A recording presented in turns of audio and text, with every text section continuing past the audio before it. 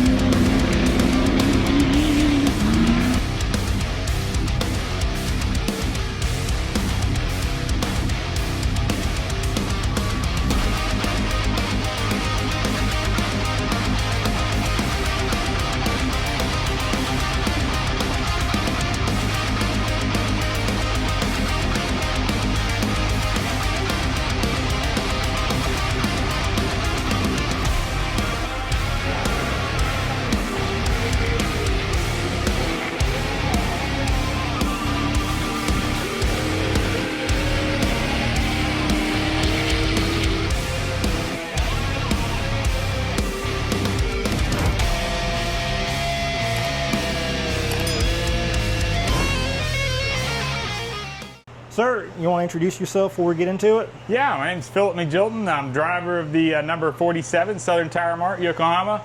Ultra4, it's a 4400 car. So, Ultra4, so you want to explain what Ultra4 is? So Ultra4, it's pretty wild to explain. So we hear Miles on there, one of our producers always say we're the Swiss Army knife of off-road racing. So kind of what he's referring to that is Ultra4 racing, we race in all over the United States, and we race in every terrain, whether that be in northeastern PA, we could be out in California, we could be in the mountains, we could be up in Wyoming, we could be at Crandon running short course. These cars we built, we race everywhere in any type of terrain. So that's kind of what makes us unique to some of the other motorsports disciplines, like, you know, trophy trucks, you know, they run the deserts priority, and then you've got, you know, rock crawlers that crawl on rocks and everything. Well, Ultra4 racing is basically combining all those motorsports into a single race car or a single race series, to where you're actually running that same car in all the different events and all the different terrains across the U.S. Me, myself, I came from a motocross background. I grew up on dirt bikes as a little kid, raced AMA, raced the Arena Cross Series and stuff like that, and kind of got a little older. And as you get older, you know, and especially in motocross and world, you get old quick. And so with age, get a cage. So I decided about my early 20s, I really wasn't getting any faster, and I needed to find something else to do. So got out of motocross for a while. Actually didn't race anything for a bit, and then one time I got wild hair. I was like, oh man, I was living in Illinois in the Midwest at that time. I was like, man, I'd like to get into some circle track stuff, because up there it was, you know, a lot of asphalt short tracks and things like that. That was kind of the thing. So in the process of going and getting some experience on short tracks and everything else, I kind of got picked up by a scout for circle track racing, and I actually got on the Ford driver development program with Ford. Wow. So I raced for them for several years. I went in ARCA Remax Series, iDash, Super Late Models, and then I ran in the Craftsman Truck Series for Toyota. And my last season there ended up in 2008.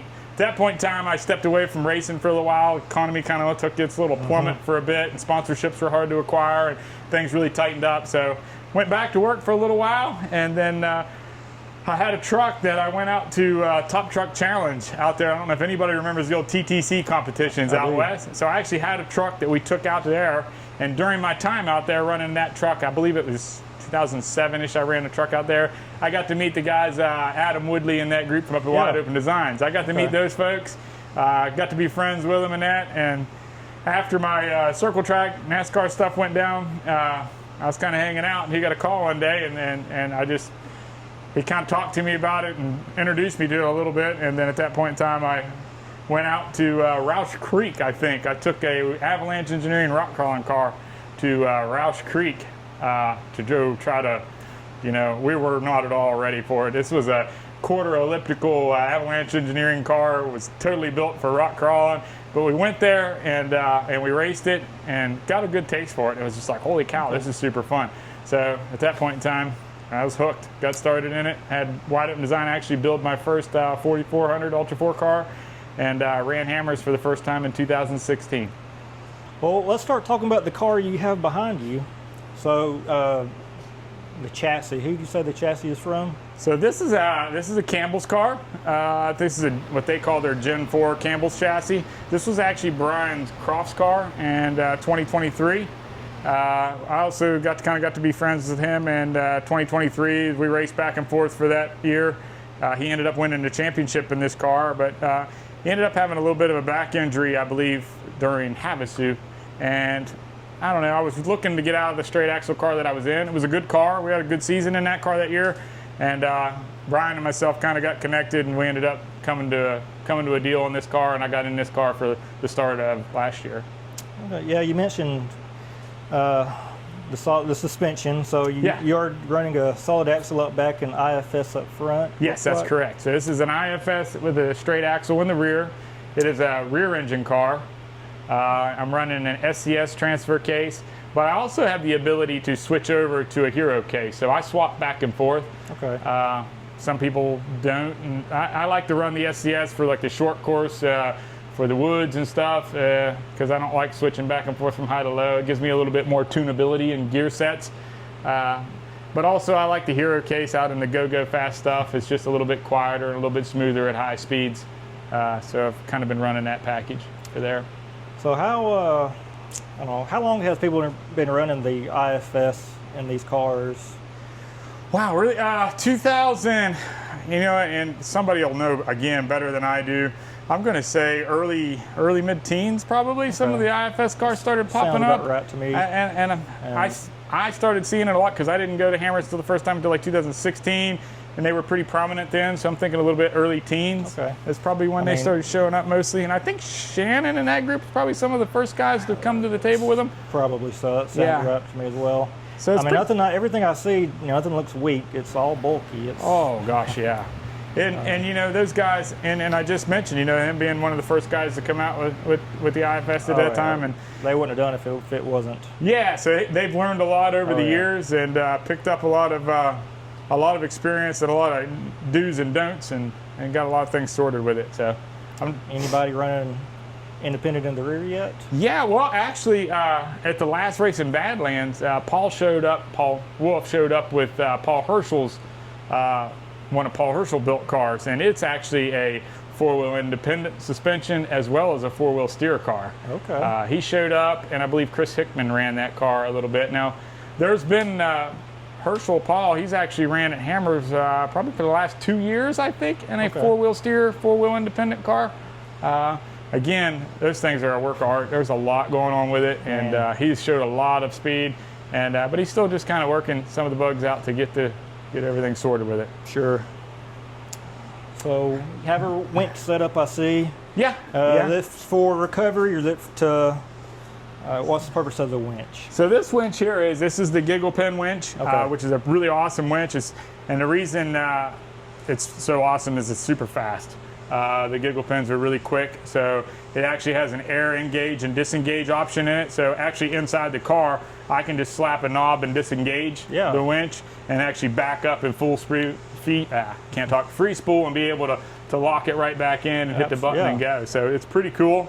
It's rated, it's a 10,000 pound winch, and we don't use them a lot. Everybody's like, oh yeah, the winch. These things, they go so good. If you get yourself in it, it's usually because you're broke or upside down or something that you're winching. There's a few spots in KOH, like lap 3 and stuff, where you can get in a situation where you use the winch to actually get out. But a lot of times you're usually broke, and getting winched out of the way is why you're using it. Well, while we're on the topic of broke, it looks like you're doing some repair work today. Yeah, sure are. As everybody knows, Badlands was super muddy, poured down rain, and you can tell a little bit. I haven't sanded everything down and recoated everything, so the car's a little rusty because we're in the prep. We actually were having a good race, and I can walk you over here and show you a little bit what happened. We were having a good race. We were running just outside of first place by like 50 seconds out of first. And what I think happened is this brake rotor actually, something happened. Either I got a rock inside the wheel or something, and this brake rotor actually failed. wiped out this brake caliper and actually wadded everything up in the wheel and locked up my right front. So as you can imagine, this stuff all blew apart, wiped this out, and everything just balled up in the front right wheel, which is crazy. Yeah, I have never had that happen before. I didn't really hit anything or nothing. I was actually in the sand section at Badlands where it actually locked up. So I'm wondering, just because of all the heat and rain and everything, and these things getting super hot and hitting deep water and heat cycling them and that, maybe that had something to do with it, or maybe a rock or something. We're trying to do a little homework to see if we can figure out what caused it. But as you can see, brand new Willwood rotors on, brand new Willwood calipers and everything all on. So we'll be 100% for AOP with it. Nice, nice. Yeah. Do you run any traction aids in the front diff? Yeah, so in the front, we're running the ARB 40 spline comp locker in the front. It's got some goodies in it and that to try to help it stay together. A lot of folks don't run them anymore. A lot of guys you see are actually staying with spools in the front. Okay. I personally myself like the air locker. I like to open it up. You get in some of these tight wood sections. These cars are pretty wide and pretty big, and being able to open that front up and let that front end pivot around these tighter locations, it works out pretty well. So just to kind of give you guys a look around the inside, again, don't judge. It's still a little dirty from Badlands. I got to put the polish on everything. Right now we're mechanically trying to get everything sound, and then I'll do the whole scrub and bubbles, wash and clean program. So a little bit dirty still, but just to kind of give you guys a look. As you can see, looking inside the car, it's pretty much laid out for all business. No fancy frills in here. We got the Lowrance. It's a 7-inch live. We run ECU master. This is actually a screen. It pops up. It's got all my engine vitals and gauges. This is all navigation. We got our switch panels over here. Basically everything that runs on the car runs off this switch panel. We got our rugged radios. And it's basically, I don't have an intercom on this car because it's single seat, so I run just a radio only. Over here you'll see some of these little knobs. A lot of people ask what those are. These are actually air actuator knobs. So I've got an ARB compressor for my air lockers. That's a flip up, and that activates the locker in the front. And then for that, that's the air activation for the winch we were talking about earlier. These gold handles, that's my cut brakes. This car originally was equipped with an air locker in the rear too, which made the cut brakes a little bit more usable. Now it does have a spool in the back and just an air locker in the front. But what I like about the cut brakes is if I have an issue with my master cylinders up here, it's almost like a redundant setup because it's its own master cylinders and a cut brake system. So if I blow a master cylinder here and lose front brakes or something like that, I can still, in a pinch, reach up and use those handles and have some stopping ability and some brakes. And I've actually used it to get back to the pits. Okay. You know, you don't race really, but you can at least keep rolling, keep moving, and get yourself back to the pits. And then you're able to make, you know, the necessary repairs to get you back to full speed racing. Yeah. So that's kind of a cool feature. Everything else in here, you know, I got first aid up here, visor here. We got our air pumper, seat and everything is a little wore out, but I kind of got used to it and I like it, and I don't want to change my seat. Broken in. Yeah, because like once I get something that's comfortable and I like it, I just stick with it. Kind of weird like that sometimes. Other than that, everything else is pretty simple laid out in here on the interior side. It's a little snug getting in, but once you're in, it's good and comfortable. As I said, I've ran that Vegas Reno. That was about an 11-hour race, so got in here, strapped in, and took off, and didn't get out for 11 hours. So it says a lot about the comfort. I mean, it does. Still tiring, but you know, it's comfortable enough that you can gut it out for 11 hours at speed. So pretty cool. Yes. Okay. All right, so we come around to the back of the car. This is actually my favorite part of this race car. I mean, it's got it's pretty neat up front and stuff, but I like how this car is packaged in the rear as far as it's pretty easy to get to, but everything's kind of pulled in and protected pretty well. As you can see, the headers come up and over to the top. They roll out. It's almost like an 8-into-1, but they come out and come through. You can see this silver stuff. We put that on this year. One thing we did notice last year in some of the longer races is we were getting a lot of heat sinking around the headers and that. So we got the header shields put on there now that help control heat. We're running the ID Solutions, ID Designs pulley system. We're running dual alternators, so that kind of gives us a redundancy and everything. So we have 2 DC power, 270 amp alternators back here. I only run on one at a time, but it gives me the ability, if I have an issue with one, all I gotta do is tap a switch and jump over to the second one. And then I have, you know, just basically like an airplane, got backup for everything. Howl steering system, all billet pump. This is an LSX block. It's built by Schofield Performance. Okay. Local guys. Local guys, yeah, man. I've been working with him. He built my first engine in my straight axle Jimmy's car here about a few years ago, and man, he's just done a great job. We've been working together ever since. What an awesome guy. If anybody out there has got something they need worked on or tuned, he's definitely the guy to go to. I mean, knock on wood, we have been, you know, issue-free for quite a while now in his engine packages. Good deal. This has got a lot of goodies inside of it. I don't want to sit here and start naming stuff because I'll probably screw something up and James will get mad at me. So a lot of really good parts inside. Let's just say that. We do have Frankenstein heads on top of it. A lot of goodies in the heads. It really makes a lot of power, and it's a good smooth package. We didn't go all about just how much power we can make. It's really about how much usable power we can have. And keeping the drivability there. There's some cars out there that's really got some wild engines and big horsepower, but we really wanted to focus mainly on something. I wanted something that had good smooth curve all the way through the RPM range, which makes it a little bit easier to drive, easier to control on some of these tighter courses. But I really wanted an engine too that I could put in and run the whole season and hopefully not have to pull it out and rebuild it. So this motor here, we're about halfway through the season. No issues with it so far.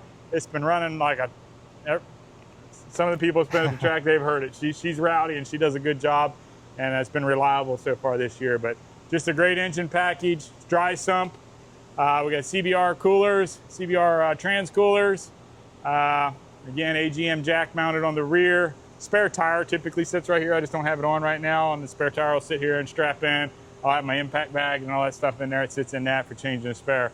But really just pretty simple, pretty clean. It's one thing I like about this car. It really looks like there's a lot going on, but when you really start looking at it, it's really quite simple. And it's actually super easy to work on. I've worked on some cars out there that, you know, you can spend a whole entire day just trying to change the transmission. And this car here, I mean, it's an hour and a half, you know, I can change it 2 hours by myself in and out. I mean, it's just, again, that's a testament of Mr. Campbell and all the time he's got working on these cars, and he's done a really good job at laying this thing out, which makes it super easy to work on. And that and having the ability to reach out and call and talk to Crofts anytime I have an issue, and he's been all over this thing. It's just really been getting used to this car easy. So, and again, if they're easy to work on, it's easier to keep them up. You keep them up, they tend to be a little more reliable. So, question? So you have a Curry rear end? Yeah, so it's a Curry housing, and I'm running Evan Weller thirds in it. So it's basically a 10-inch third. It's a low pinion flip. So it's essentially a low pinion 10-inch flipped inverted.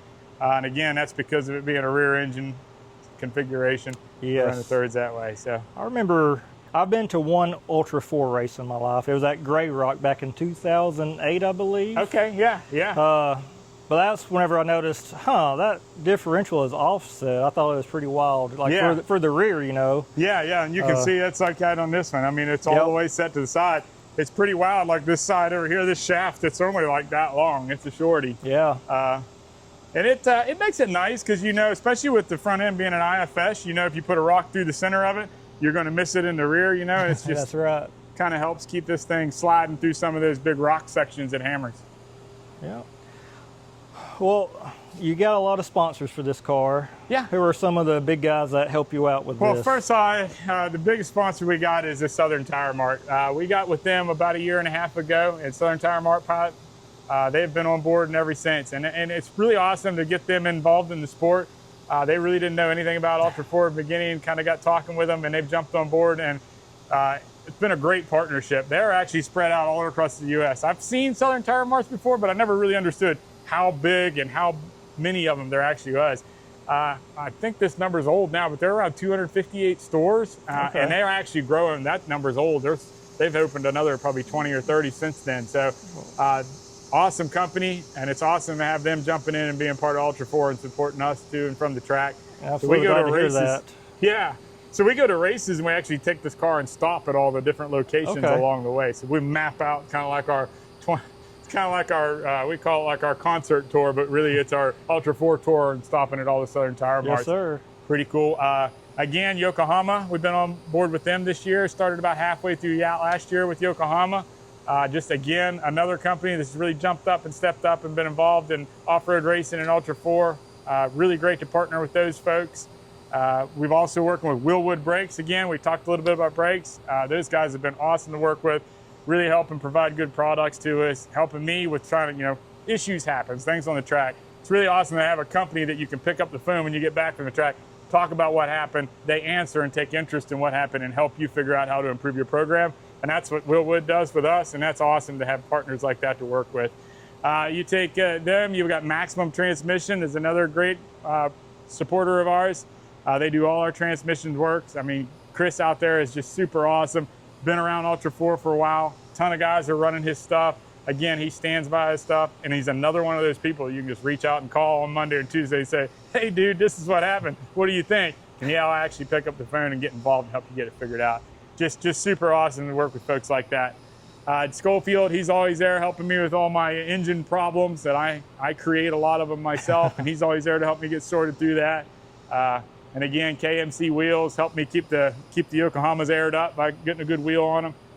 Just a lot of great folks. Amanda, she puts up with me day in and day out, and I'm high maintenance for sure. Anybody that knows me knows I'm high maintenance. And she tolerates me and helps me keep myself sane and get to the track and try to stay competitive. So my dad, again, you guys may have seen him in the videos bouncing around. He's been here. He always comes over and helps me work on the car. The guys at Rusty Nail Racing, they're always around helping me at the pits and things like that. At Hammers, they did a lot. And then, you know, that's one thing about this sport. I talked earlier in this talk, I talked about, you know, being in the motocross and being in the circle track racing and now in Ultra4.